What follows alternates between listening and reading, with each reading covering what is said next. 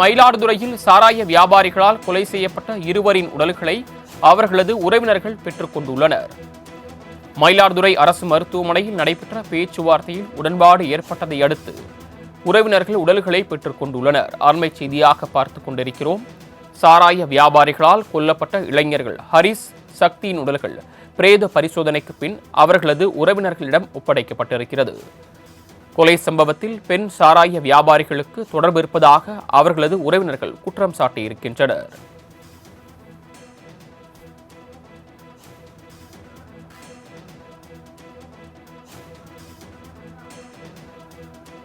மயிலாடுதுறையில் சாராய வியாபாரிகளால் கொலை செய்யப்பட்ட இருவரின் உடல்களை உறவினர்கள் பெற்றுக் கொண்டுள்ளனர்.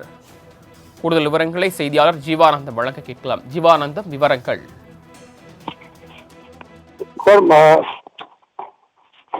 மயிலாடுதுறை மாவட்டத்தில் இரட்டை கொலை சம்பந்தமா உடல் வாங்க மறுத்த உறவினர்கள் மேலும் 7 பேரை கைது செய்ய கோரி போராட்டத்தில் ஈடுபட்டு வந்தாங்க.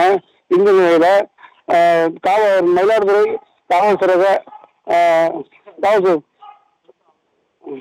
ஸ்டாலின் அவர்கள் பேச்சுவார்த்தையின் பேரிலும் மயிலாடுதுறை முன்னாள் சட்டமன்ற உறுப்பினர் பவுன்ராஜ் அவர்களும் இணைந்து பேச்சுவார்த்தை நடத்தினார்.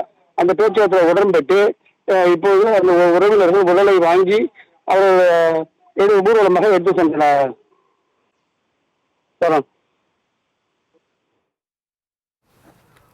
தாங்கள் வழங்கிய தகவல்களுக்கு நன்றி ஜீவானந்தம்.